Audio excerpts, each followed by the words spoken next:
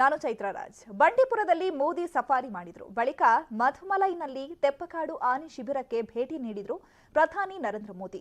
ಈ ವೇಳೆ elephant whisperers ಸಾಕ್ಷ್ಯ ಚಿತ್ರದಲ್ಲಿನ ಬೊಮ್ಮ ಬೆಳ್ಳಿ ದಂಪತಿಯನ್ನ ಭೇಟಿ ಮಾಡಿ ಕುಶಲೋಪರಿ ವಿಚಾರಿಸಿದ್ರು. ಇತ್ತೀಚೆಗೆ ಈ ಸಾಕ್ಷ್ಯ ಚಿತ್ರಕ್ಕೆ ಆಸ್ಕರ್ ಪ್ರಶಸ್ತಿ ಒಲಿದಿತ್ತು. ಈ ಬಗ್ಗೆ ಪ್ರಧಾನಿ ಮಾಹಿತಿಯನ್ನ ಪಡ್ಕೊಂಡು ಈ ವೇಳೆ ಆನೆಗಳಿಗೆ ಕಬ್ಬು ತಿನ್ನಿಸಿ ಮಾವುತರ ಜೊತೆ ಸಂವಾದ ನಡೆಸಿದ್ರು.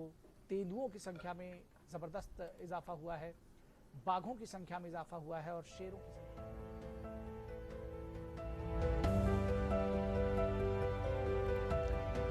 ಬಂಡೀಪುರದಲ್ಲಿ ಮೋದಿ ಸಫಾರಿಯನ್ನ ಮುಗಿಸಿ ಬಳಿಕ ಮಧುಮಲೈನಲ್ಲಿ ತೆಪ್ಪಕಾಡು ಆನೆ ಶಿಬಿರಕ್ಕೆ ಭೇಟಿ ನೀಡಿದ್ರು. ಈ ವೇಳೆ ಎಲಿಫೆಂಟ್ ವಿಸ್ಪರರ್ಸ್ ಸಾಕ್ಷ್ಯ ಚಿತ್ರದಲ್ಲಿನ ಬೊಮ್ಮ ಹಾಗೂ ಬೆಳ್ಳಿ ದಂಪತಿಯನ್ನ ಭೇಟಿ ಮಾಡಿ ಕೆಲಕಾಲ ಚರ್ಚೆ ಮಾಡಿದ್ರು. ಅವರ ಕುಶಲೋಪರಿಯನ್ನ ವಿಚಾರಿಸಿದ್ರು. ಇತ್ತೀಚೆಗೆ ಈ ಸಾಕ್ಷ್ಯ ಚಿತ್ರಕ್ಕೆ ಆಸ್ಕರ್ ಪ್ರಶಸ್ತಿ ಕೂಡ ಒಲಿದಿತ್ತು. ಟ್ವಿಟರ್ ಮೂಲಕ ಕೂಡ ಶುಭಾಶಯಗಳನ್ನ ತಿಳಿಸಿದ್ರು. ಈ ಬಗ್ಗೆ ಪ್ರಧಾನಿ ಮಾಹಿತಿಯನ್ನ ಪಡ್ಕೊಂಡಿದ್ದಾರೆ. ಈ ವೇಳೆ ಆನೆಗಳಿಗೆ ಕಬ್ಬು ತಿನ್ನಿಸಿ ಮಾವುತರ ಜೊತೆ ಕೂಡ ಸಂವಾದವನ್ನ ನಡೆಸಿದ್ದಾರೆ.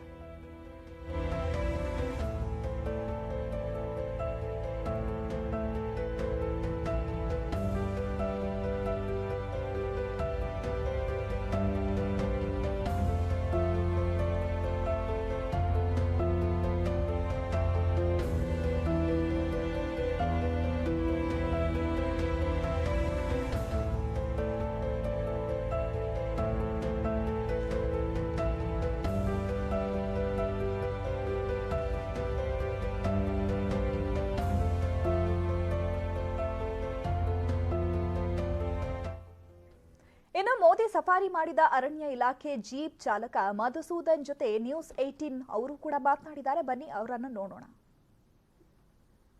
ಪ್ರಧಾನಮಂತ್ರಿ ನರೇಂದ್ರ ಮೋದಿ ಅವರು ಇಂದು ಬಂಡೀಪುರದಲ್ಲಿ ಸಫಾರಿ ನಡೆಸಿದ್ದಾರೆ. ಸುಮಾರು 22 ಕಿಲೋಮೀಟರ್ ಅವರು ಸಫಾರಿ ಹೋಗಿದ್ರು. ಆ ಸಫಾರಿಗೋಸ್ಕರ ಈ ಒಂದು ವಾಹನವನ್ನು ವಿಶೇಷವಾಗಿ ತರಲಾಗಿತ್ತು. ಏನು KA10G0709 ಎಂಬ ಈ ಒಂದು ಸಫಾರಿ ವಾಹನವನ್ನ ಮೋದಿ ಅವರಿಗೋಸ್ಕರ ಅವರ ಸಫಾರಿಗೋಸ್ಕರ ಒಂದು ವಿಶೇಷವಾಗಿ ತಯಾರು ಮಾಡಲಾಗಿತ್ತು. ಈಗ ನಮ್ಮ ಜೊತೆ ಆ ಒಂದು ಸಾರಥಿ ಏನಿದ್ದಾರೆ, ಈ ಸಫಾರಿಯ ಸಾರಥಿ ಅವರಿದ್ದಾರೆ. ಅವ್ರನ್ನ ಕೇಳೋಣ ಯಾವ ರೀತಿ ಎಕ್ಸ್ಪೀರಿಯನ್ಸ್ ಇತ್ತು. ಸರ್, ಯಾವ ರೀತಿ ಎಕ್ಸ್ಪೀರಿಯನ್ಸ್ ಏನು ಅನಿಸ್ತು ನಿಮಗೆ? ತುಂಬಾ ಖುಷಿ ಆಗುತ್ತೆ ಸರ್, ಸಫಾರಿಗೆ ಹೋಗಿ ಬಂದು ತುಂಬಾ ಖುಷಿ ಆಗುತ್ತೆ. ಮೋದಿ ಅವರ ಪಕ್ಕದಲ್ಲಿ ಕೂತಿದ್ದು ಹೌದು, ತುಂಬಾ ಖುಷಿ ಆಗುತ್ತೆ. ಇದು ಈ ವಾಹನದ ಸಾರಥಿ ಮಧುಸೂದನ್ ಅವರ ಮತ್ತೆ ತುಂಬಾ ಖುಷಿಯನ್ನು ವ್ಯಕ್ತಪಡಿಸ್ತಾ ಇದ್ದಾರೆ. ಯಾಕಂದ್ರೆ ನರೇಂದ್ರ ಮೋದಿ ಅವರ ಪಕ್ಕದಲ್ಲಿ ಕೂತ್ಕೊಂಡು ಅವ್ರನ್ನ ಸಫಾರಿಯನ್ನು ಕರ್ಕೊಂಡೋಗಿದ್ದು ಮತ್ತೆ ಅವರು ಅಲ್ಲಿ ಪ್ರಾಣಿ ಪಕ್ಷಿಗಳನ್ನು ತೋರಿಸಿರ್ತಕ್ಕಂಥದ್ದು ಅವರಿಗೆ ತುಂಬಾ ಖುಷಿ ಕೊಟ್ಟಿದೆ ಅಂತ ಹೇಳ್ತಾ ಇದ್ದಾರೆ. ಒಟ್ಟಾರೆ ಈ ಒಂದು ವಾಹನ ಸುಮಾರು 22 ಕಿಲೋಮೀಟರ್ ನರೇಂದ್ರ ಮೋದಿ ಅವರನ್ನು ಹೊತ್ತು ಬಂಡೀಪುರದ ಬೇರೆ ಬೇರೆ ಕಡೆ ಮರಳೆಹಳ್ಳ ಕ್ಯಾಂಪು ಅಥವಾ ಮರಡಿಗುಡ್ಡ ಅಥವಾ ಬೋಳಗುಡ್ಡ ಬೇರೆ ಬೇರೆ ಕಡೆ ಎಲ್ಲ ಕರ್ಕೊಂಡೋಗಿ ಅವ್ರನ್ನ ಪ್ರಾಣಿ ಪರೀಕ್ಷೆಗಳನ್ನು ತೋರಿಸಿದೆ. ಪ್ರಧಾನಿ ನರೇಂದ್ರ ಮೋದಿ ಸಹ ಖುಷಿಯಾಗಿರ್ಬೋದು. ಯಾಕಂದ್ರೆ ಈ ಒಂದು ಪ್ರದೇಶಕ್ಕೆ ಬಂದು ಅವರು ಎಲ್ಲ ಸುಮಾರು 53 ಹುಲಿ ಸಂರಕ್ಷಿತ ಪ್ರದೇಶಗಳಲ್ಲಿ ಈ ಒಂದು ಬಂಡೀಪುರದ ಪ್ರದೇಶವನ್ನೇ ಆಯ್ಕೆ ಮಾಡಿಕೊಂಡು ಇಲ್ಲಿ ಸಫಾರಿ ನಡೆಸಿದ್ದಾರೆ. ಕ್ಯಾಮರಾ ಪರ್ಸನ್ ವಿಶ್ವನಾಥ್ ಜೊತೆ ನ್ಯೂಸ್ 18 ಕನ್ನಡ, ಚಾಮರಾಜನಗರ.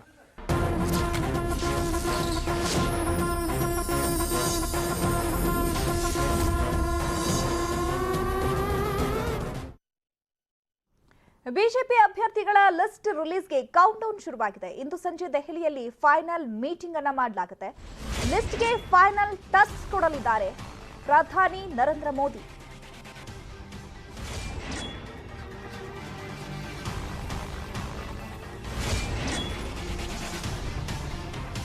ಸಂಜೆ 5 ಗಂಟೆಗೆ ಬಿಜೆಪಿ ಸಂಸದೀಯ ಮಂಡಳಿ ಸಭೆ ನಡೆಸಲಾಗುತ್ತೆ. ಮೈಸೂರಿನಿಂದ ದೆಹಲಿಗೆ ಮೋದಿ ತೆರಳಿದ ಬಳಿಕ ಸಭೆಯನ್ನ ನಡೆಸಲಾಗುತ್ತೆ. ಇವತ್ತು ರಾತ್ರಿ ಅಥವಾ ನಾಳೆ ಲಿಸ್ಟ್ ಬಿಡುಗಡೆ ಆಗುವಂತಹ ಸಾಧ್ಯತೆ ಇದೆ. ಮತ್ತೊಂದು ಕಡೆ 15 ರಿಂದ 20 ಹಾಲಿ ಶಾಸಕರಿಗೆ ಬಿಗ್ ಶಾಕ್ ಎದುರಾಗುವಂತಹ ಸಾಧ್ಯತೆ ಇದೆ. ಹಲವು ಹಾಲಿ ಶಾಸಕರಿಗೆ ಈ ಬಾರಿ ಟಿಕೆಟ್ ಮಿಸ್ ಆಗುವಂತಹ ಚಾನ್ಸಸ್ ಇದೆ. ಇಂದು ರಾತ್ರಿ ಅಥವಾ ನಾಳೆ ಲಿಸ್ಟ್ ಬಿಡುಗಡೆ ಆಗುವಂತಹ ಸಾಧ್ಯತೆ ಇದೆ. ಈಗ ನಿನ್ನೆ ಮೊನ್ನೆಯಿಂದ ಕೂಡ ಮೀಟಿಂಗ್ ಮೇಲೆ ಮೀಟಿಂಗ್ ಮಾಡ್ತಾ ಇರುವಂಥದ್ದು. ಅಲ್ಲಿ ಅಭ್ಯರ್ಥಿಗಳ ಮಾನದಂಡವನ್ನ ಆಧಾರದ ಮೇಲೆ ಅಭ್ಯರ್ಥಿಗಳಿಗೆ ಟಿಕೆಟ್ ಅನ್ನ ಕೊಡಲಾಗುತ್ತೆ. ಚರ್ಚೆಯನ್ನ ಮಾಡಲಾಗಿದೆ. ಆದ್ರೂ ಕೂಡ ಇನ್ನು ಫೈನಲ್ ಆಗಿಲ್ಲ. ಮತ್ತೊಂದು ಕಡೆ ಬಿಜೆಪಿ ಕಾದು ನೋಡುವ ತಂತ್ರವನ್ನ ಅನುಸರಿಸ್ತಾ ಇದೆ. ಬಿಜೆಪಿಯಲ್ಲಿ ಅಭ್ಯರ್ಥಿಗಳನ್ನ ಆಯ್ಕೆ ಮಾಡೋದಕ್ಕಿಂತ ಹೆಚ್ಚಾಗಿ ಈಗ ಬೇರೆ ಪಕ್ಷಗಳಲ್ಲಿ ಯಾವ ಅಭ್ಯರ್ಥಿಗಳಿಗೆ ಟಫ್ ಫೈಟ್ ಅನ್ನ ಕೊಡಬೇಕು, ಅವರ ವಿರುದ್ಧವಾಗಿ ಯಾವ ಅಭ್ಯರ್ಥಿಗಳು ಸಮರ್ಥರಾಗಿದ್ದಾರೆ ಅನ್ನುವಂತಹ ನಿಟ್ಟಿನಲ್ಲಿ ಈಗ ಬಿಜೆಪಿ ಸಾಕಷ್ಟು ಕಸರತ್ತನ್ನ ನಡೆಸ್ತಾ ಇದೆ, ರಣತಂತ್ರವನ್ನ ರೂಪಿಸ್ತಾ ಇದೆ. ಬಿಜೆಪಿ ಅಭ್ಯರ್ಥಿಗಳ ಲಿಸ್ಟ್ ರಿಲೀಸ್ಗೆ ಈಗ ಕೌಂಟ್ ಡೌನ್ ಶುರುವಾಗಿದೆ. ಇಂದು ಸಂಜೆ ದೆಹಲಿಯಲ್ಲಿ ಫೈನಲ್ ಮೀಟಿಂಗ್ ಆಗುತ್ತೆ. ಮತ್ತೆ ಈ ಲಿಸ್ಟ್ಗೆ ಫೈನಲ್ ಟಚ್ ಕೊಡ್ತಾರೆ ಪ್ರಧಾನಿ ನರೇಂದ್ರ ಮೋದಿ. ಇವತ್ತು ಸಂಜೆ 5 ಗಂಟೆಗೆ ಬಿಜೆಪಿ ಸಂಸದೀಯ ಮಂಡಳಿ ಸಭೆ ನಡೆಯುತ್ತೆ. ಅಲ್ಲೂ ಕೂಡ ಪ್ರಮುಖ ನಾಯಕರು ಭಾಗಿಯಾಗ್ತಾರೆ. ಮೈಸೂರಿನಿಂದ ದೆಹಲಿಗೆ ತೆರಳಿದ ನಂತರ ಸಭೆಯನ್ನ ಮಾಡಲಾಗುತ್ತೆ. ಇವತ್ತು ರಾತ್ರಿ ಅಥವಾ ನಾಳೆ ಲಿಸ್ಟ್ ಬಿಡುಗಡೆ ಆಗುವಂತಹ ಸಾಧ್ಯತೆ ಇದೆ. ಈಗ ಒಂದೇ ಹಂತದಲ್ಲಿ 224 ಕ್ಷೇತ್ರಗಳಿಗೆ ಅಭ್ಯರ್ಥಿಗಳನ್ನ ಘೋಷಣೆ ಮಾಡ್ತಾರಾ ಅಥವಾ ಹಂತ ಹಂತದಲ್ಲಿ ಅಭ್ಯರ್ಥಿಗಳನ್ನ ಘೋಷಣೆ ಮಾಡ್ತಾರಾ? ಇದೆಲ್ಲ ಕೂಡ ಭಾರಿ ಕುತೂಹಲವನ್ನ ಕೆರಳಿಸಿದೆ. ಈಗ ಆಲ್ರೆಡಿ ಹೈಕಮಾಂಡ್ ಕೂಡ ಬಿಜೆಪಿ ನಾಯಕರಿಗೆ ಟಾಸ್ಕ್ ಅನ್ನ ನೀಡಿರುವಂತದ್ದು, ಬಂಡಾಯ ಎದ್ದಿರುವಂತಹ ಅಥವಾ ಬಂಡಾಯ ಏಳುವಂತಹ ವ್ಯಕ್ತಿಗಳ ಜೊತೆ ಸಂಪರ್ಕ ಮಾಡಿ ಅವ್ರ ಜೊತೆ ಮಾತನಾಡಿ ಅನ್ನುವಂತಹ ಟಾಸ್ಕ್ ಅನ್ನ ಕೊಟ್ಟಿದ್ದಾರೆ.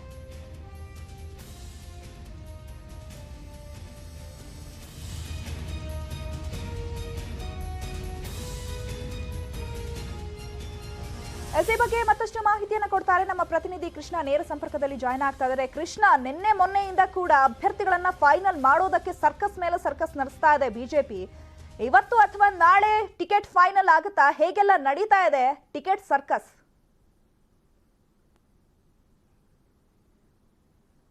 ಖಂಡಿತವಾಗ್ಲೂ ಚೈತ್ರ, ಯಾಕಂದ್ರೆ ಈಗಾಗಲೇ ಬಿಜೆಪಿ ಟಿಕೆಟ್ ಆಯ್ಕೆ ವಿಚಾರವಾಗಿ ಸರಣಿ ಸಭೆಗಳು ದೆಹಲಿಯಲ್ಲಿ ನಡೀತಾ ಇರುವಂತದ್ದು. ಎಲ್ಲಾ ಮಾನದಂಡಗಳ ಆಧಾರವನ್ನು ಇಟ್ಕೊಂಡು ಅಭ್ಯರ್ಥಿಗಳನ್ನು ಆಯ್ಕೆ ಮಾಡುವಂತ ವಿಚಾರದಲ್ಲಿ ಅಮಿತ್ ಶಾ ಅವರು ಮುಂದಾಗಿರುವಂತದ್ದು. ಮುಖ್ಯವಾಗಿ ಚೈತ್ರ, ಈ ಒಂದು ಚುನಾವಣೆ ಅತ್ಯಂತ ಗಂಭೀರವಾಗಿದೆ. ಹೈಕಮಾಂಡ್ ನಾಯಕರೇ ಖುದ್ದು ಅಭ್ಯರ್ಥಿಗಳನ್ನ ಕಣಕ್ಕಿಳಿಸುವಂತ ನಿಟ್ಟಿನಲ್ಲಿ ಮಹತ್ವದ ಮಾತುಕತೆ ನಡೆಸ್ತಾ ಇರುವಂತದ್ದು. ಈಗಾಗಲೇ ನಿನ್ನೆಯಿಂದನೂ ಕೂಡ ಶಾರ್ಟ್ ಲಿಸ್ಟ್ ಅಭ್ಯರ್ಥಿಗಳನ್ನ ಒಂದು ಕ್ಷೇತ್ರಕ್ಕೆ 3 ಹೆಸರುಗಳನ್ನ ಹೈಕಮಾಂಡ್ ಕಳಿಸಿದ್ರು. ಅದನ್ನ ಅಂತಿಮವಾಗಿ ಶಾರ್ಟ್ ಲಿಸ್ಟ್ ಅಂದ್ರೆ ಒಂದು ಅಭ್ಯರ್ಥಿಗಳನ್ನ ಫೈನಲ್ ಮಾಡುವಂತ ನಿಟ್ಟಿನಲ್ಲಿ ತಂತ್ರಗಾರಿಕೆಯನ್ನ ಮಾಡ್ತಾ ಇದ್ದಾರೆ. ಅಂದ್ರೆ ಎಲ್ಲಾ ಮಾನದಂಡಗಳನ್ನು ಕೂಡ ಅಂದ್ರೆ ಕ್ಷೇತ್ರದಲ್ಲಿ ಯಾವ ರೀತಿಯಾಗಿ ಅಭ್ಯರ್ಥಿಯ ವರ್ಚಸ್ ಇದೆ, ಮತ್ತೆ ಅಪೋಸಿಟ್ ಕ್ಯಾಂಡಿಡೇಟ್ ಅನ್ನ ಮಣಿಸುವಂತ ಶಕ್ತಿ ಯಾವ ರೀತಿ ಇದೆ, ಮತ್ತೆ ಪ್ರಮುಖವಾಗಿ ಇಷ್ಟು ದಿನಗಳ ಕಾಲ ಶಾಸಕರಾದಂತಹ ಸಂದರ್ಭದಲ್ಲಿ ಯಾವ ರೀತಿಯಾಗಿ ಕೆಲಸವನ್ನು ಮಾಡಿದ್ದಾರೆ, ಅವರ ವಿರುದ್ಧವಾಗಿ ಏನೊಂದು ಆಡಳಿತ ವಿರೋಧಿ ಐತ್ಯ, ಮತ್ತೆ ಮುಖ್ಯವಾಗಿ ಅವರ ಅಪೋಸಿಟ್ ಕ್ಯಾಂಡಿಡೇಟ್ ಕಾಂಗ್ರೆಸ್ ಕ್ಯಾಂಡಿಡೇಟ್ ಆಗಿರಬಹುದು ಮತ್ತೆ ಜೆಡಿಎಸ್ ಕ್ಯಾಂಡಿಡೇಟ್ ನ ಮಣಿಸಬಲ್ಲ ಸ್ಟ್ರಾಂಗ್ ಅಭ್ಯರ್ಥಿಯನ್ನ ಒಂದಷ್ಟು ಆಯ್ಕೆ ಮಾಡುವಂತ ನಿಟ್ಟಿನಲ್ಲಿ ಒಂದಷ್ಟು ತಂತ್ರಗಾರಿಕೆಯನ್ನು ಮಾಡ್ತಿರುವಂತದ್ದು. ಎಲ್ಲ ಒಂದ್ ಕಡೆ ಚೈತ್ರ, ಸುಮಾರು 15ರಿಂದ 20 ಹಾಲಿ ಶಾಸಕರಿಗೆ ಟಿಕೆಟ್ ತಪ್ಪುತ್ತೆ ಅನ್ನೋದು ಕೂಡ ಹೇಳಲಾಗ್ತಾ ಇದೆ. ಯಾಕಂದ್ರೆ ಈಗಾಗಲೇ ಈ ಒಂದು ಶಾಸಕರ ಮೇಲೆ ಸಾಕಷ್ಟು ಆಪಾದನೆಗಳಿದೆ. ಒಂದಷ್ಟು ಭ್ರಷ್ಟಾಚಾರ ಪ್ರಕರಣದಲ್ಲಿ ಒಂದಷ್ಟು ಜನ ಶಾಸಕರು ಸಿಕ್ಕಾಕೊಂಡ್ರೆ ಮತ್ತೊಂದು ಅಷ್ಟು ಶಾಸಕರು ಆಡಳಿತ ವಿರೋಧಿ ಎದುರಿಸ್ತಾ ಇರುವಂತದ್ದು. ಆಡಳಿತ ವಿರೋಧಿ ಅಲೆ ಒಂದು ಕಾರಣಕ್ಕೋಸ್ಕರವಾಗಿ ಕಾಂಗ್ರೆಸ್ ಮತ್ತೆ ಜೆಡಿಎಸ್ ನ ಅಭ್ಯರ್ಥಿಗಳು ಸ್ಟ್ರಾಂಗ್ ಆಗಿರುವಂತದ್ದು. ಹೀಗಾಗಿ ಆ ಅಭ್ಯರ್ಥಿಗಳಿಗೆ ಟಿಕೆಟ್ ಕೊಟ್ಟಂತ ಸಂದರ್ಭದಲ್ಲಿ ಇವರಿಗೆ ಟಿಕೆಟ್ ಕೊಟ್ಟರೆ ಸೋಲ್ಬಹುದು ನಮ್ಮ ಅಭ್ಯರ್ಥಿ ಅನ್ನೋ ಒಂದು ಕಾರಣಕ್ಕೋಸ್ಕರವಾಗಿ ಬದಲಾವಣೆ ಮಾಡುವಂತ ವಿಚಾರವನ್ನು ಕೂಡ ಚರ್ಚೆಯನ್ನು ಮಾಡ್ತಿದ್ದಾರೆ. ಮತ್ತೆ ಈಗಾಗಲೇ ಬಿಜೆಪಿಯ ಒಂದಷ್ಟು ಜನ ಲೀಡರ್ಗಳು ತಮ್ಮ ಆಪ್ತರಿಗೆ ಟಿಕೆಟ್ ಕೊಡಿಸುವ ನಿಟ್ಟಿನಲ್ಲಿ ಒಂದಷ್ಟು ತಂತ್ರಗಾರಿಕೆಯನ್ನು ಕೂಡ ಮಾಡ್ತಾ ಇದ್ದಾರೆ. ಆದ್ರೆ ಅಮಿತ್ ಶಾ ಅವರು ಯಾವುದೇ ಕಾರಣಕ್ಕೂ ಕೂಡ ಅವರ ಒಂದು ವಿಚಾರಕ್ಕೆ ಗಮನವನ್ನ ಕೊಡದೆ ತಾವೇನು ಅಭ್ಯರ್ಥಿಗಳನ್ನ ಫೈನಲ್ ಮಾಡ್ತೀವಿ ಅದೇ ಅಂತಿಮ ಅನ್ನೋ ಒಂದು ಸೂಚನೆಯನ್ನ ಕೊಟ್ಟಿದ್ದಾರೆ. ಇಷ್ಟು ದಿನಗಳ ಕಾಲ ಮಠ ಮಾನ್ಯಗಳಾಗಿರ್ಬೋದು ಮತ್ತೆ ಬೇರೆ ಬೇರೆ ವಿಚಾರಗಳಲ್ಲಿ ಟಿಕೆಟ್ ಆಯ್ಕೆ ವಿಚಾರ ಬಗ್ಗೆ ದೊಡ್ಡ ಮಟ್ಟದಲ್ಲಿ ಕಸರತ್ತನ್ನ ಮಾಡ್ತಾ ಇದ್ರು. ಆದ್ರೆ ಈ ಬಾರಿಯ ಟಿಕೆಟ್ ಆಯ್ಕೆ ವಿಚಾರದಲ್ಲಿ ಅದು ಯಾವುದಕ್ಕೂ ಕೂಡ ಆಸ್ಪದ ಇಲ್ಲ ಅನ್ನೋದು ಕೂಡ ಹೇಳಲಾಗ್ತಾ ಇರುವಂತದ್ದು. ಅದಕ್ಕೋಸ್ಕರವಾಗಿ ಅಂದ್ರೆ ಈಗ 100-120 ವಿಧಾನಸಭಾ ಕ್ಷೇತ್ರದಲ್ಲಿ ಏನು ಬಿಜೆಪಿ ಹಾಲಿ ಶಾಸಕರಿದ್ದಾರೆ ಅವರಲ್ಲಿ ಸುಮಾರು 15ರಿಂದ 20 ಶಾಸಕರಿಗೆ ಟಿಕೆಟ್ ತಪ್ಪಬಹುದು ಮತ್ತೆ ಹಿರಿಯರಿಗೆ ಶಾಸಕರಿಗೆ ಕೊಡಬಹುದು. ಈಗಾಗಲೇ ಯುಪಿ ಮತ್ತೆ ಗುಜರಾತ್ ಮಾದರಿಯಲ್ಲಿ ಟಿಕೆಟ್ ಆಯ್ಕೆ ಮಾಡಬೇಕು ಅನ್ನೋದ್ರ ಬಗ್ಗೆ ಕೂಡ ಚರ್ಚೆ ಆಗ್ತಾ ಇರುವಂತದ್ದು. ಇದೊಂದು ಪ್ರಯೋಗವನ್ನ ಮಾಡ್ತು ಅಂತಂದ್ರೆ ಯಾವ ರೀತಿಯಾಗಿ ನಮಗೆ ಅನುಕೂಲ ಆಗ್ಬಹುದು, ಲಾಭ ನಷ್ಟದ ಬಗ್ಗೆ ಈಗಾಗಲೇ ಒಂದಷ್ಟು ಚರ್ಚೆಯನ್ನು ಕೂಡ ಮಾಡಿರುವಂತದ್ದು. ಅಲ್ಲಿ ಜಗದೀಶ್ ಶೆಟ್ಟರ್ ಆಗಿರ್ಬೋದು. ಒಂದೇ ಹಂತದಲ್ಲಿ ಟಿಕೆಟ್ ಅನ್ನ ಘೋಷಣೆ ಮಾಡ್ತಾರಾ ಅಥವಾ ಹಂತ ಹಂತವಾಗಿ ಟಿಕೆಟ್ ಅನ್ನ ಘೋಷಣೆ ಮಾಡುವಂತಹ ಸಾಧ್ಯತೆ ಇದೆಯಾ? ಯಾಕಂತಂದ್ರೆ ಈಗ ಕಾಂಗ್ರೆಸ್ ಜೆಡಿಎಸ್ ಲಿಸ್ಟ್ ಅನ್ನ ಬಿಟ್ಟಿರುವಂತದ್ದು, ಅಭ್ಯರ್ಥಿಗಳು ಯಾರು ಅನ್ನೋದು ಗೊತ್ತಾಗೇನೆ ಬಿಜೆಪಿ ತಡ ಮಾಡ್ತಾ ಇದೆಯಾ ಈಗ ಟಫ್ ಫೈಟ್ ಅನ್ನ ಕೊಡಬೇಕು ಅನ್ನುವಂತಹ ನಿಟ್ಟಿನಲ್ಲಿ?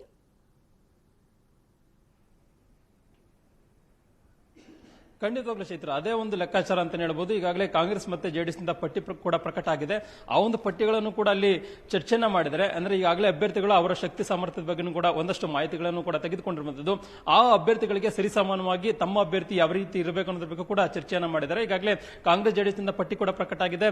ಇವತ್ತು ಬಿಜೆಪಿಯಿಂದ ಅಂತಿಮ ಹಂತದ ಸಭೆ ಕೂಡ ಆಗುತ್ತೆ ಅಂತ ಹೇಳ್ಬೋದು. ಈಗಾಗಲೇ ಬೆಳಗ್ಗೆ 10:30ರಿಂದಲೇ ಬಿಜೆಪಿ ರಾಷ್ಟ್ರೀಯ ಅಧ್ಯಕ್ಷ ಜೆ.ಪಿ. ನಡ್ಡಾ ಅವರ ನೇತೃತ್ವದಲ್ಲಿ ಸಭೆ ಕೂಡ ನಡೀತಾ ಇರುವಂತದ್ದು. ದೆಹಲಿಯಲ್ಲಿ ಸರಣಿ ಸಭೆಗಳು ಕೂಡ ನಡೀತಾ ಇದಾವೆ. ಮತ್ತೆ ಒಂದಷ್ಟು ಜನ ಕೈ ಬಿಡಬೇಕು ಮತ್ತೆ ಬೇಡ ಅನ್ನೋದ್ರ ಕೂಡ ರಾಜ್ಯದ ನಾಯಕರು ಒಂದಷ್ಟು ಮಾಹಿತಿಗಳನ್ನು ಕೂಡ ಈಗಾಗಲೇ ಹೈಕಮಾಂಡ್ ನಾಯಕರಿಗೆ ಕೊಡ್ತಾ ಇರುವಂತದ್ದು. ಅಂತಿಮವಾಗಿ ಸಂಜೆ 5 ಗಂಟೆಗೆ ದೆಹಲಿಯಲ್ಲಿ ಕೇಂದ್ರದ ಸಂಸದೀಯ ಮಂಡಳಿ ಸಭೆ ಕೂಡ ನಡೀತಾ ಇದೆ. ಆ ಒಂದು ಸಭೆಯಲ್ಲಿ ಪ್ರಧಾನಿ ನರೇಂದ್ರ ಮೋದಿ ಅವರು ಒಂದು ಸಭೆಯಲ್ಲಿ ಭಾಗವಹಿಸ್ತಾ ಇದ್ದಾರೆ. ಅಂತಿಮವಾಗಿ ಈಗಾಗಲೇ ಹೈಕಮಾಂಡ್ ನಾಯಕರು ನಡ್ಡಾ ಅಮಿತ್ ಶಾ ಸೇರಿದಂತೆ ಒಂದಷ್ಟು ವಿಚಾರಗಳನ್ನು ಚರ್ಚೆಯನ್ನು ಮಾಡಿದರೆ ಅಂತಿಮವಾಗಿ ಕೂಡ ಪಟ್ಟಿಯನ್ನು ಕೂಡ ಫೈನಲ್ ಮಾಡಿರುವಂತದ್ದು. ಅದನ್ನ ಫೈನಲ್ ಟಚ್ ಕೊಡುವಂತ ನಿಟ್ಟಿನಲ್ಲಿ ನರೇಂದ್ರ ಮೋದಿ ಅವರು ಮುಂದಾಗುವಂತದ್ದು. ನರೇಂದ್ರ ಮೋದಿ ಅವರು ಒಂದಷ್ಟು ಬದಲಾವಣೆ ಮಾಡಿ ಮಾಡಿ ಅಂದ್ರೆ ಬದಲಾವಣೆ ಮಾಡಬಹುದು, ಅಥವಾ ಹಾಲಿ ಈಗಾಗಲೇ ಏನು ಯಾಕೆ ಅಮಿತ್ ಶಾ ಮತ್ತೆ ನಡ್ಡಾ ಏನು ಒಂದಷ್ಟು ಅಭ್ಯರ್ಥಿಗಳ ಪಟ್ಟಿಯನ್ನು ರೆಡಿ ಮಾಡಿದ್ದಾರೆ, ಅದಕ್ಕೆ ಒಂದು ಗ್ರೀನ್ ಸಿಗ್ನಲ್ ಅನ್ನು ಕೊಡೋದ್ರ ಮುಖಾಂತರವಾಗಿ ಅಂತಿಮವಾದ ಪಟ್ಟಿಗೆ ಮುದ್ರವನ್ನು ಒತ್ಬೋದು. ಈ ಮುಖಾಂತರವಾಗಿ ಇವತ್ತು ಸಂಜೆ ಅಥವಾ ನಾಳೆ ಬೆಳಗ್ಗೆ ಬಿಜೆಪಿ ಆಪ್ತ ಮೂಲಗಳು ಹೇಳುವಂತಹ ಪ್ರಕಾರವಾಗಿ ಚೈತ್ರ ಇವತ್ತು ಸಂಜೆ ಬದಲಾಗಿ ನಾಳೆ ಬೆಳಗ್ಗೆ ಜೆ.ಪಿ. ನಡ್ಡಾ ಅವರೇ ಸುದ್ದಿಗೋಷ್ಠಿಯನ್ನು ಮಾಡೋದ್ರ ಮುಖಾಂತರವಾಗಿ ಮೊದಲ ಹಂತದಲ್ಲಿ, ಅಂದ್ರೆ ಮೊದಲ ಹಂತ ಅಲ್ಲ, ಎಲ್ಲಾನು ಕೂಡ 224 ವಿಧಾನಸಭಾ ಕ್ಷೇತ್ರಗಳಿಗೂ ಕೂಡ ಒಂದೇ ಹಂತದಲ್ಲಿ ಟಿಕೆಟ್ ಪ್ರಕಟ ಆಗುತ್ತೆ ಅನ್ನೋದ್ರ ಬಗ್ಗೆ ಕೂಡ ಹೇಳಲಾಗ್ತಿರುವಂತದ್ದು ಚೈತ್ರ. ಓಕೆ, ಧನ್ಯವಾದಗಳು ಕೃಷ್ಣ ತಮ್ಮೆಲ್ಲ ಮಾಹಿತಿಗಾಗಿ. ಬಿಜೆಪಿಯಲ್ಲಿ ಯಾರಿಗೆ ಟಿಕೆಟ್ ಕೊಟ್ಟರೂ ಬಂಡಾಯ ಏಳುವ ಸಾಧ್ಯತೆ ಇದೆ. ಟಿಕೆಟ್ಗೂ ಮುನ್ನವೇ ಬಂಡಾಯ ಶಮನಕ್ಕೆ ಟೀಮ್ ಅನ್ನ ಮಾಡಲಾಗಿದೆ. ಬಂಡಾಯ ಹೆಚ್ಚಾದ್ರೆ ಕಾಂಗ್ರೆಸ್ ಜೆಡಿಎಸ್ಗೆ ಲಾಭ ಆಗುತ್ತೆ. ಇದರಿಂದಾಗಿ ಟಿಕೆಟ್ಗೂ ಮುನ್ನವೇ ಬಂಡಾಯ ಶಮನಕ್ಕೆ ಟೀಮ್ ಅನ್ನ ರಚಿಸಲಾಗ್ತಾ ಇದೆ. ಟಿಕೆಟ್ ಘೋಷಣೆ ಬಳಿಕ ಬಂಡಾಯ ಶಮನ ಮಾಡುವುದಕ್ಕೆ ಟಾಸ್ಕ್ ಅನ್ನ ನೀಡಿದೆ ಹೈಕಮಾಂಡ್. ಮಾಜಿ ಸಿಎಂ ಬಿಎಸ್ವೈ, ಹಾಲಿ ಸಿಎಂ ಬಸವರಾಜ ಬೊಮ್ಮಾಯಿ, ನಳಿನ್ ಕುಮಾರ್ ಕಟೀಲ್, ಸಿಟಿ ರವಿ, ಪ್ರಹ್ಲಾದ್ ಜೋಶಿಗೆ ಜವಾಬ್ದಾರಿಯನ್ನ ನೀಡಲಾಗಿದೆ. ಈಗಾಗಲೇ ಬಿಜೆಪಿಯಲ್ಲಿ ಬಂಡಾಯ ಏಳುವಂತಹ ಎಲ್ಲಾ ಸಾಧ್ಯತೆಗಳು ಕೂಡ ಕಂಡು ಬರ್ತಾ ಇದೆ. ಒಂದು ವೇಳೆ ಟಿಕೆಟ್ ಘೋಷಣೆ ಆದ ಬಳಿಕ ಖಚಿತವಾಗಿ ಬಂಡಾಯ ಏಳುವಂತಹ ಸಾಧ್ಯತೆ ಇರೋದ್ರಿಂದ ನೀವು ಅವರ ಬಂಡಾಯವನ್ನ ಶಮನ ಮಾಡೋದಕ್ಕೆ ಪ್ರಯತ್ನ ಪಡಿ ಅನ್ನುವಂತಹ ಟಾಸ್ಕ್ ಅನ್ನ ಕೊಟ್ಟಿದೆ ಹೈಕಮಾಂಡ್. ಈಗ ಬಿಜೆಪಿ ಅಭ್ಯರ್ಥಿಗಳ ಆಯ್ಕೆಗೆ ದೆಹಲಿಯಲ್ಲಿ ಸಭೆ ಮೇಲೆ ಸಭೆ ನಡೆಸಲಾಗ್ತಾ ಇದೆ, ಮೀಟಿಂಗ್ ಮೇಲೆ ಮೀಟಿಂಗ್ ಮಾಡಲಾಗ್ತಾ ಇದೆ. ಯಾವ ಅಭ್ಯರ್ಥಿಗಳ ಹೆಸರು ಇಲ್ಲಿ ಫೈನಲ್ ಆಗುತ್ತೆ ಕಾದು ನೋಡಬೇಕಾಗಿದೆ. ಇವತ್ತು ಅಥವಾ ನಾಳೆ ಅಭ್ಯರ್ಥಿಗಳು ಫೈನಲ್ ಆಗುವಂತಹ ಸಾಧ್ಯತೆ ಇದೆ. ಹಾಗೆ ಲಿಸ್ಟ್ ಕೂಡ ರಿಲೀಸ್ ಆಗುವಂತಹ ಸಾಧ್ಯತೆ ಇರೋದ್ರಿಂದ ಈಗ 150 ಕ್ಷೇತ್ರಗಳಲ್ಲಿ ಇಬ್ಬಿಬ್ರು ಆಕಾಂಕ್ಷಿಗಳಿದ್ದಾರೆ. ಯಾರಿಗೆ ಟಿಕೆಟ್ ಕೊಟ್ಟರು ಕೂಡ ಒಂದಷ್ಟು ಅಸಮಾಧಾನ ಇದ್ದೇ ಇರುತ್ತೆ. ಬಂಡಾಯ ಏಳೋ ಸಾಧ್ಯತೆ ಕೂಡ ಇದೆ. ಅದ್ರ ಜೊತೆಗೆ ಈಗ ಆಡಳಿತ ವಿರೋಧಿ ಅಲೆ ಇರೋದ್ರಿಂದ ಅಳೆದು ತೂಗಿ ಈಗ ಅಭ್ಯರ್ಥಿಗಳಿಗೆ ಟಿಕೆಟ್ ಅನ್ನ ಘೋಷಣೆ ಮಾಡಬೇಕಾಗತ್ತೆ. ಬಂಡಾಯ ಏನಾದ್ರೂ ಎದ್ರೆ ಕಾಂಗ್ರೆಸ್ ಅಥವಾ ಜೆಡಿಎಸ್ಗೆ ಲಾಭ ಆಗೋ ಲೆಕ್ಕಾಚಾರಗಳು ಇಲ್ಲಿ ಕಂಡು ಬರುತ್ತೆ. ಈಗ ಬಂಡಾಯ ಶಮನಕ್ಕೆ ಟೀಮ್ ಅನ್ನ ರಚಿಸಲಾಗಿದೆ. ಅವ್ರು ಏನ್ ಮಾಡಬೇಕು ಅನ್ನುವಂತಹ ಜವಾಬ್ದಾರಿಯನ್ನ ವಹಿಸಲಾಗಿದೆ. ಸಿಎಂ ಬೊಮ್ಮಾಯಿ, ಕಟೀಲ್, ಜೋಶಿ ನೇತೃತ್ವದಲ್ಲಿ ಟೀಮ್ ಅನ್ನ ಮಾಡಲಾಗ್ತಾ ಇರುವಂತದ್ದು. ಟಿಕೆಟ್ ಘೋಷಣೆಗೂ ಮುನ್ನವೇ ನೀವು ಅವ್ರ ಜೊತೆ ಕರೆ ಮಾಡಿ ಮಾತನಾಡಿ, ಚರ್ಚೆಯನ್ನ ಮಾಡಿ. ಟಿಕೆಟ್ ವಂಚಿತರಿಗೆ ಕರೆ ಮಾಡಿ ಸಮಾಧಾನ ಮಾಡಿ, ಕಾರಣವನ್ನ ಹೇಳಿ, ಯಾಕೆ ಟಿಕೆಟ್ ಅನ್ನ ಕೊಟ್ಟಿಲ್ಲ ಅನ್ನುವಂಥದ ಕಾರಣವನ್ನ ಎಕ್ಸ್ಪ್ಲೈನ್ ಮಾಡಿ. ಯಾವ ಕಾರಣಕ್ಕೆ ಟಿಕೆಟ್ ಸಿಕ್ಕಿಲ್ಲ ಅಂತ ಅವರಿಗೆ ನೀವು ಮನವರಿಕೆ ಮಾಡಿಕೊಡ್ಬೇಕು. ಸಾಕಷ್ಟು ಕಾರಣಗಳು ಇರುತ್ತೆ, ಅದನ್ನ ನೀವು ಮನವರಿಕೆ ಮಾಡಿಕೊಡ್ಬೇಕು. ಸರ್ವೆ ರಿಪೋರ್ಟ್ ಏನ್ ಹೇಳಿದೆ, ಮತದಾನದಲ್ಲಿ ಏನೇನಾಗಿದೆ, ಕೋರ್ ಕಮಿಟಿ ಸಭೆಯ ಅಭಿಪ್ರಾಯವನ್ನ ತಿಳಿಸುವುದಕ್ಕೆ ಇಲ್ಲಿ ಸೂಚನೆಯನ್ನ ಕೊಡಲಾಗಿದೆ. ಮುಂದಿನ ದಿನಗಳಲ್ಲಿ ಪಕ್ಷ ನಿಮ್ಮ ಜೊತೆ ಇರಲಿದೆ ಅನ್ನುವಂತಹ ಭರವಸೆಯನ್ನ ಕೊಡಿ ಅಂತ ಕೂಡ ಹೈಕಮಾಂಡ್ ಹೇಳಿರುವಂತದ್ದು.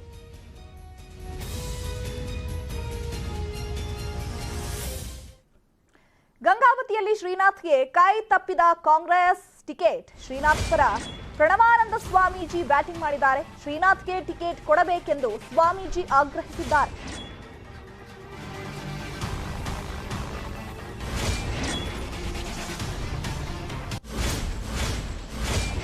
ಬಿಜೆಪಿ ಹಾಗೂ ಜನಾರ್ದನ ರೆಡ್ಡಿ ಪಕ್ಷದಿಂದ ಆಫರ್ ನೀಡಲಾಗಿದೆ. ಈಗಾಗಲೇ ಚರ್ಚೆ ಮಾಡಿದ್ದೇನೆ ಅಂತ ಸ್ವಾಮೀಜಿ ಹೇಳಿದ್ದಾರೆ.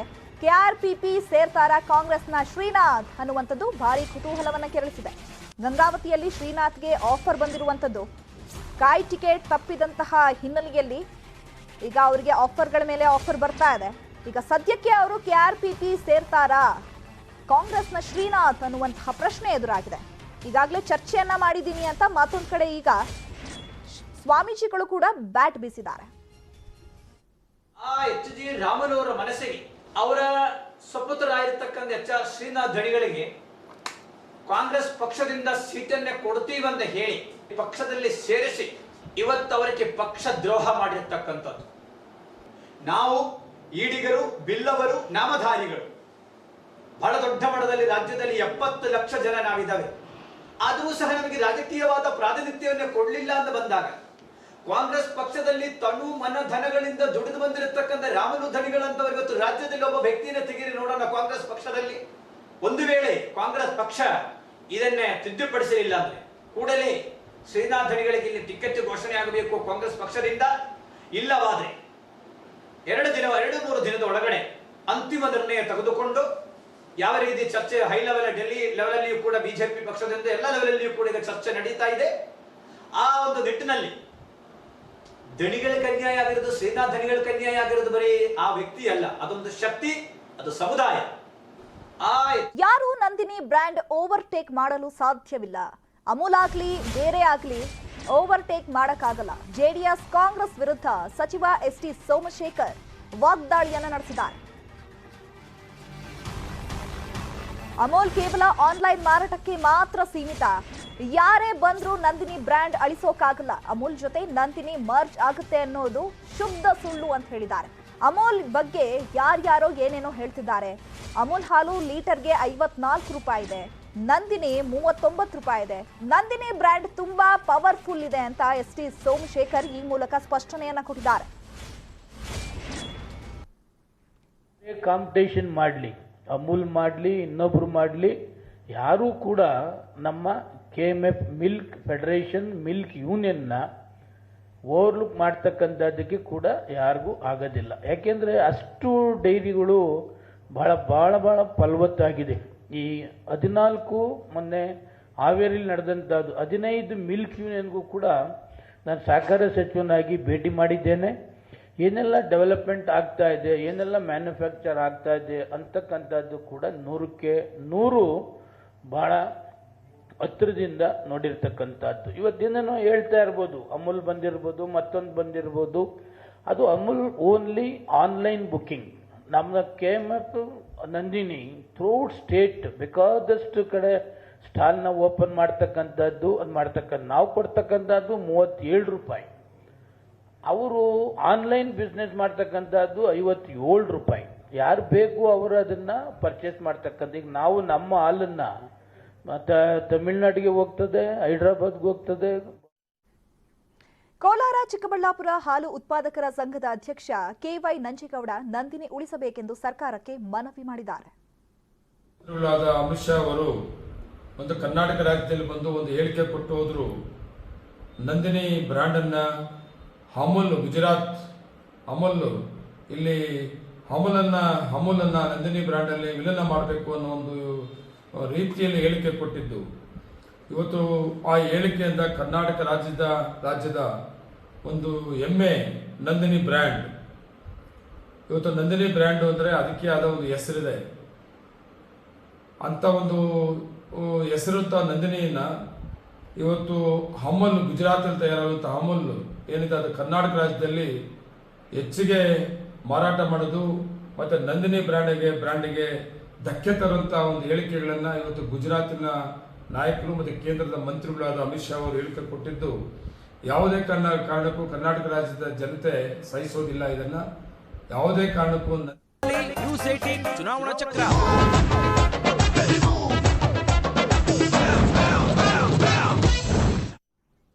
Welcome back. ಎಲೆಕ್ಷನ್ ಅನೌನ್ಸ್ ಆಗಿದೆ. ಪ್ರಜಾತಂತ್ರದ ಈ ಹಬ್ಬವನ್ನು ಆಚರಿಸೋಕೆ ನಿಮ್ಮ ನ್ಯೂಸ್ 18ನ ವಿಶೇಷ ವಾಹನ ಚುನಾವಣಾ ಚಕ್ರ ನಿಮ್ಮ ಊರಿಗೆ ಬರ್ತಿದೆ. ಈ ಚುನಾವಣಾ ಚಕ್ರವನ್ನೇರಿ ಮೈಕ್ ಹಿಡಿದು ನೀವು ಮಾತನಾಡಬಹುದು.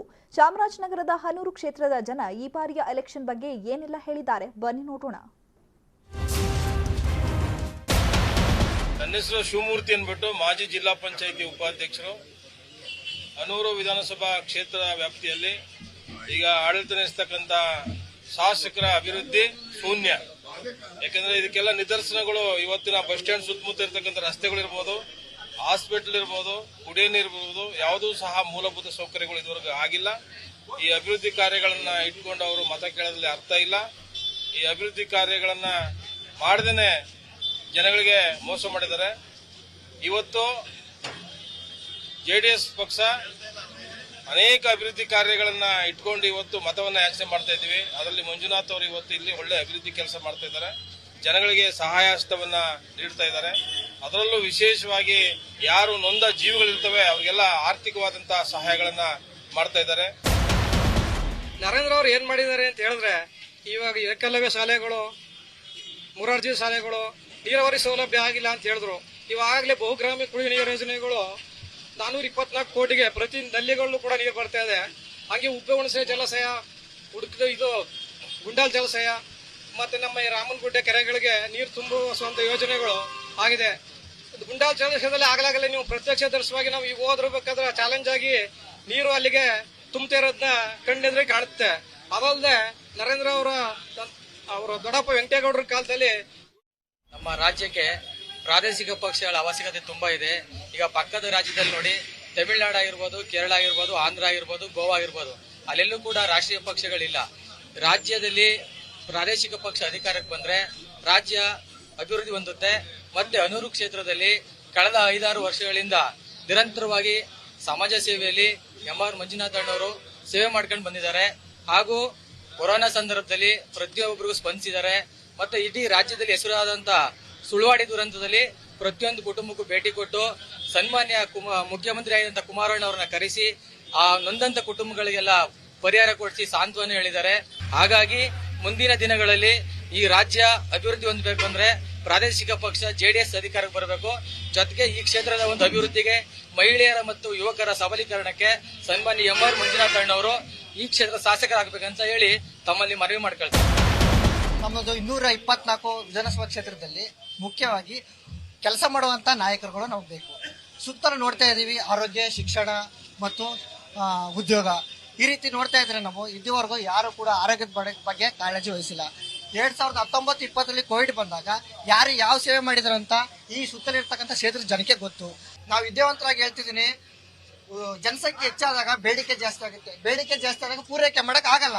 ಪೂರೈಕೆ ಎಲ್ಲಿಂದ ತಗೋಬರ್ಬೇಕು ಅಂದ್ರೆ ವಿದೇಶದಿಂದ ತರಬೇಕು ಅಂತಂದ್ರೆ ಉಚಿತವಾಗಿ ಕೊಟ್ಟೆ ನಮ್ಮ ಮೇಲೆ ತೆರಿಗೆ ಜಾಸ್ತಿ ಆಗುತ್ತೆ. ತೆರಿಗೆ ಪ್ರತಿಯೊಂದು ಜಾಸ್ತಿ ಆದಾಗ ನಮ್ಗೆ ಎಲ್ಲದಕ್ಕೂ ಟ್ಯಾಕ್ಸ್ ಜಾಸ್ತಿ ಆಯ್ತು, ಅದಕ್ಕಾಯ್ತು ಅಂತ ಹೇಳ್ತೀವಿ. ಯಾಕೆ ಹೇಳ್ತೀವಿ ಅಂತಂದ್ರೆ ಪೂರೈಕೆ ಕಡಿಮೆ ಆಗ್ತಾ ಇದೆ. ಪೂರೈಕೆ ಮಾಡಕ್ಕೆ ಕಷ್ಟ ಇರುವಾಗ ಪ್ರತಿಯೊಬ್ರು ಕೂಡ ಎಕನಾಮಿಕ್ ಬಗ್ಗೆ ತಿಳ್ಕೋಬೇಕು, ಅರ್ಥಶಾಸ್ತ್ರದ ಬಗ್ಗೆ ತಿಳ್ಕೊಂಡ್ರೆ ಪ್ರತಿಯೊಬ್ರು ಏನ್ ಮಾಡ್ಬೇಕು ಅಂತ ಗೊತ್ತಾಗುತ್ತೆ. ಹಾಗಾಗಿ ಜನ ಸೇವೆ ಮಾಡೋರು ನಿಜವಾದ ನಾಯಕರು. ನಾನು ಈಗಲೂ ಒಂದು ಚಾಲೆಂಜ್ ಮಾಡ್ತೀನಿ, ಜಾಲ ನಿಮ್ಮದು, ಮತ ನಮ್ಮದು. ನ್ಯೂಸ್ 18 ಚುನಾವಣಾ ಚಕ್ರ ವಾಹನ ರಾಜ್ಯಾದ್ಯಂತ ಓಡಾಡ್ತಾ ಇದೆ. ಸಾರ್ವಜನಿಕರು ಬಂದು ನಿಮ್ಮ ಅಭಿಪ್ರಾಯವನ್ನ ಹಂಚಿಕೊಳ್ಳಬಹುದು. ಇಂದು ಕುಡಚಿ, ರಾಯಭಾಗ ಕ್ಷೇತ್ರಗಳಲ್ಲಿ ಚುನಾವಣಾ ಚಕ್ರ ಸಂಚರಿಸಲಿದೆ. ಬನ್ನಿ, ಮಿಸ್ ಮಾಡದೆ ಚುನಾವಣಾ ಚಕ್ರ ಏರಿ ಮೈಕ್ ಹಿಡಿದು ಮಾತನಾಡಿ. ಇದರೊಂದಿಗೆ ಈ ಹೊತ್ತಿನ ಪ್ರಮುಖ ಸುದ್ದಿಯನ್ನ ಮುಗಿಸ್ತಾ ಇದ್ದೀನಿ. ನೋಡ್ತಾ ನ್ಯೂಸ್ 18, ಜಾಲ ನಮ್ಮದು, ಬಲ ನಿಮ್ಮದು.